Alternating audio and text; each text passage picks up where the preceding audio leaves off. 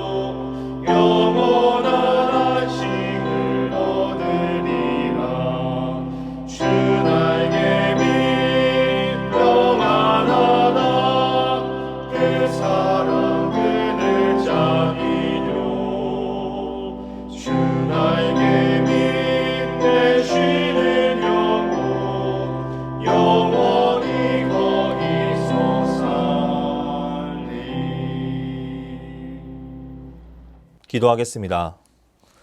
살아서 역사하시는 하나님 아버지 감사합니다. 오늘도 이 새벽을 깨우게 하시고 말씀의 자리로 우리를 부르시니 감사합니다. 세상 가운데 살아가는 우리들이 늘 주 앞에 은혜를 받아 살아가기를 원하옵니다. 그러나 우리는 그 은혜를 누리며 살면서도 죄를 짓고 살아감을 회개하오니 용서하여 주시옵소서. 늘 십자가를 바라보며 주 앞에 나아가는 견고한 믿음을 허락하여 주시옵소서. 우리 수유제의 교회를 사랑하시어 예수를 변함없이 사랑하게 하여 주시옵소서.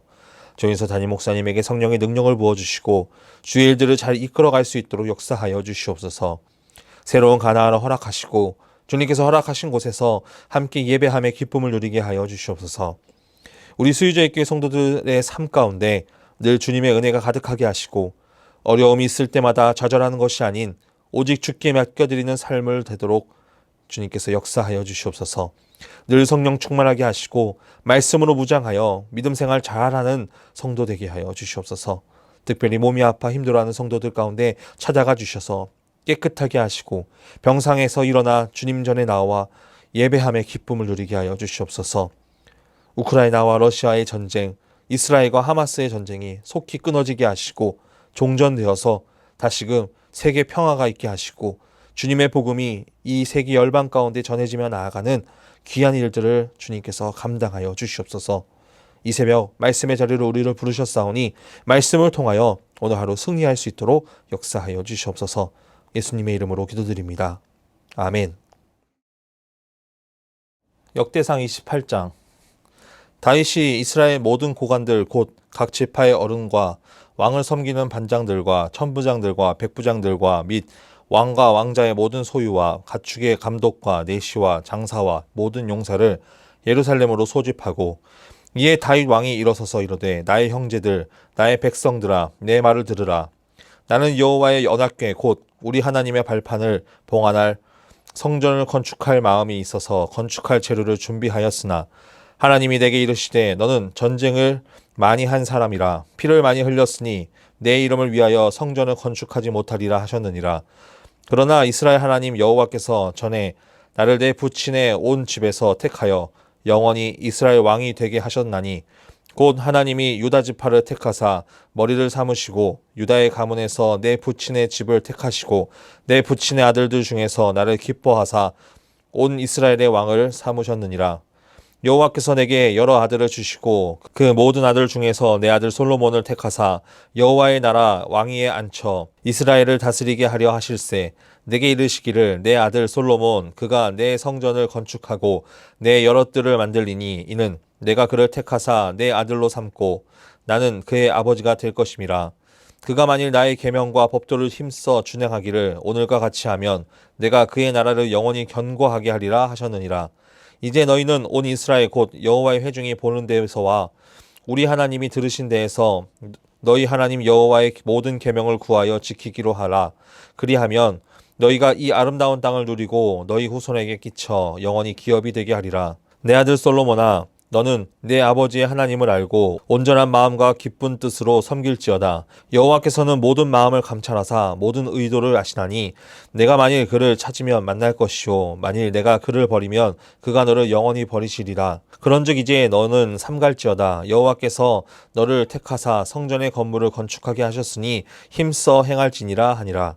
다윗이 성전의 복도와 그 집들과 그 곳간과 다락과 골방과 속죄소의 설계도를 그의 아들 솔로몬에게 주고 또 그가 영감으로 받은 모든 것 곧 여호와의 성전의 뜰과 사면의 모든 방과 하나님의 성전 곳간과 성물 곳간의 설계도를 주고 또 제사장과 레위 사람의 반열과 여호와의 성전에서 섬기는 모든 일과 여호와의 성전을 섬기는 데에 쓰는 모든 그릇의 양식을 설명하고 또 모든 섬기는 데에 쓰는 금 기구를 만들 금의 무게와 모든 섬기는 데 쓰는 은 기구를 만들 은의 무게를 정하고 또 금 등잔대들과 그 등잔 곧 각 등잔대와 그 등잔을 만들 금의 무게와 은 등잔대와 그 등잔을 만들 은의 무게를 각기 그 기구에 알맞게 하고 또 진설병의 각 상을 만들 금의 무게를 정하고 은상을 만들 은도 그렇게 하고 갈고리와 대접과 종지를 만들 순금과 근잔 곧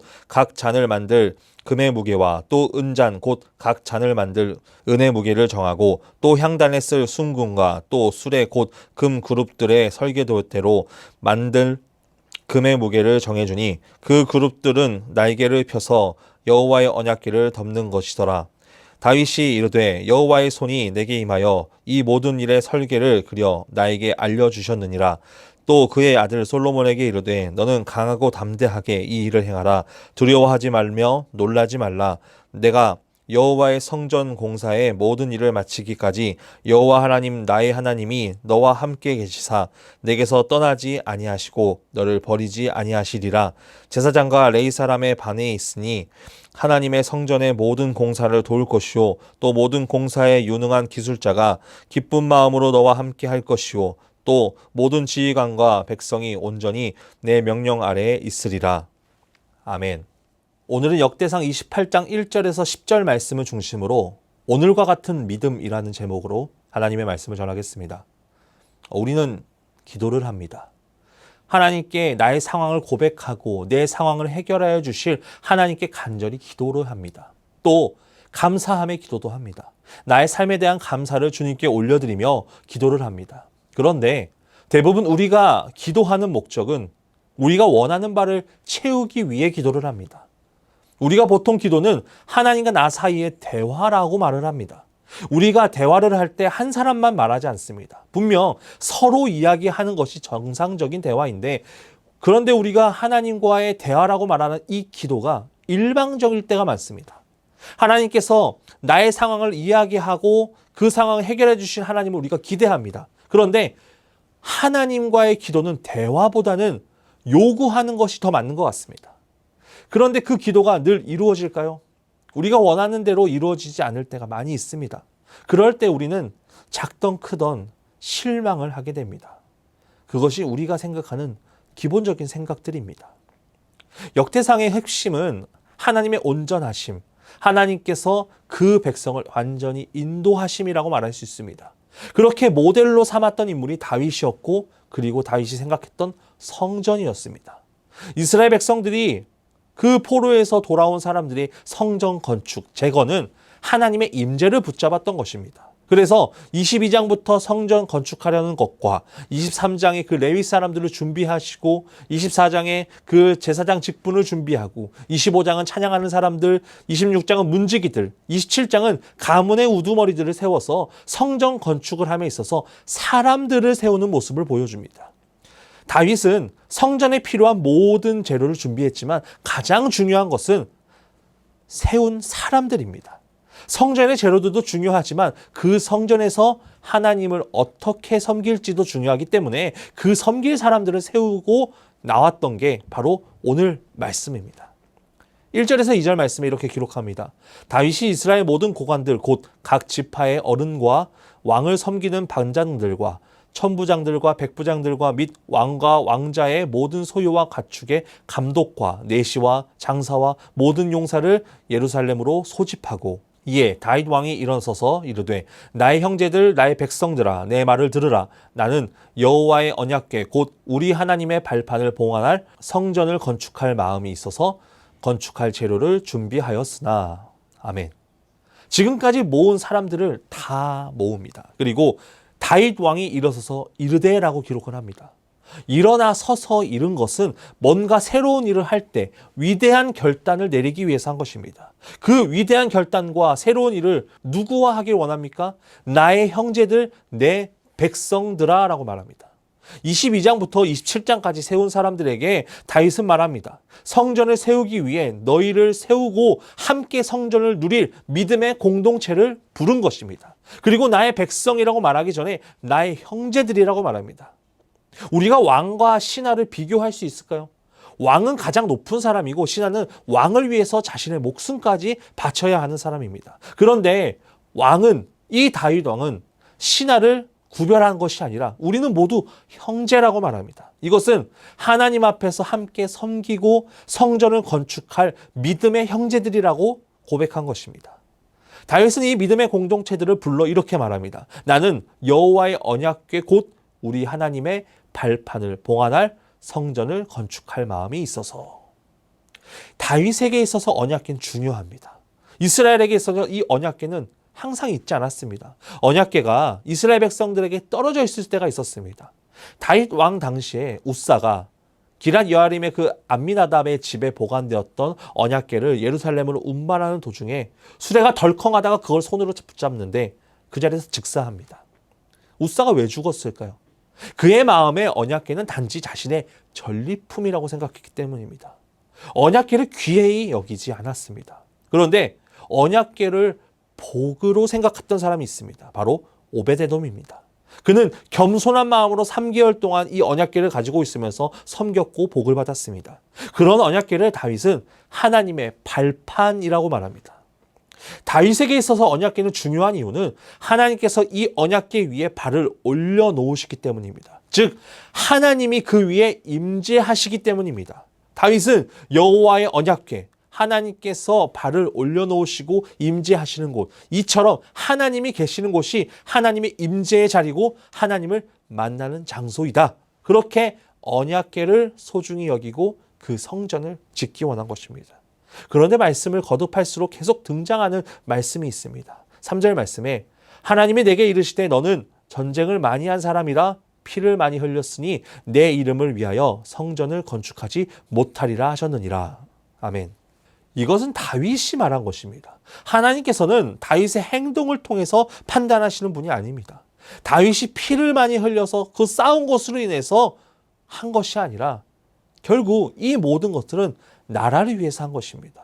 결국 다윗이 피를 많이 흘려서 성전을 못 짓는 것이 아니라 다윗의 역할이 따로 있었고 그 뒤에 이을 솔로몬의 역할이 따로 있었던 것입니다. 나라를 든든히 세우고 성전 건축하는 그 준비를 하는 것이 다윗의 역할이었다면 성전을 세우는 것은 솔로몬의 역할이었습니다. 다윗의 때는 나라를 안정되어 찾아가는 과정이었고 솔로몬은 안정된 후에 건축인 것입니다. 3절까지 말씀을 보면 우리는 이렇게 생각합니다. 하나님께서 다윗의 계획을 거부하신 것처럼 보입니다. 우리의 삶도 돌아보면 우리가 생각하고자 하는 계획들이 있습니다. 그런데 그 계획대로 될까요? 안 될 때가 훨씬 많습니다.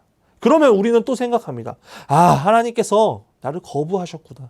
마찬가지입니다. 제가 설교 서론에도 말했듯이 우리가 기도할 때 응답되지 않으면 우리는 생각합니다. 하나님께서 나의 기도를 들어주시지 않는구나. 우리는 딱 요 정도까지만 생각합니다. 그런데 그 뒤에 다윗의 고백이 중요합니다.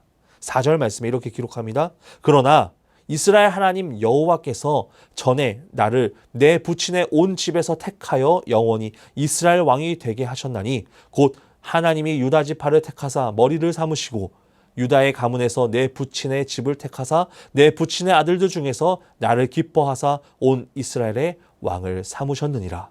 아멘. 이 말씀의 가장 중요한 부분이 바로 앞에 있는 그러나입니다. 하나님께서는 다윗이 준비한 일을 끝까지는 못하게 하셨지만 다윗의 존재를 받아주시는 분입니다. 나의 계획과 나의 행위는 거부될 수 있습니다. 그러나 나의 존재를 받아주시는 분이 바로 하나님입니다.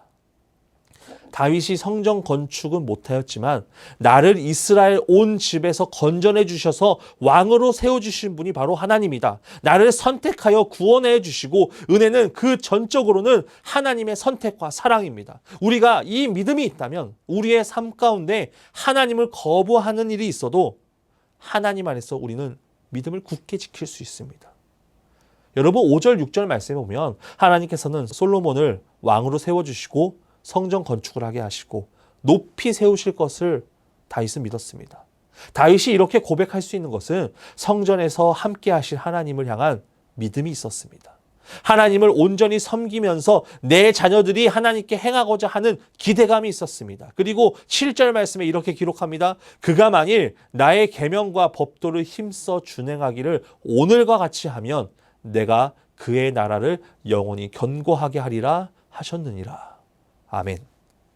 오늘과 같이 하면 솔로몬이 다윗과 같이 하나님을 높이고 하나님의 계명과 법도를 준행하면 다윗이 꿈꾸던 그 성전, 그 나라를 하나님께서 견고하게 세워주실 것이라는 믿음의 고백입니다.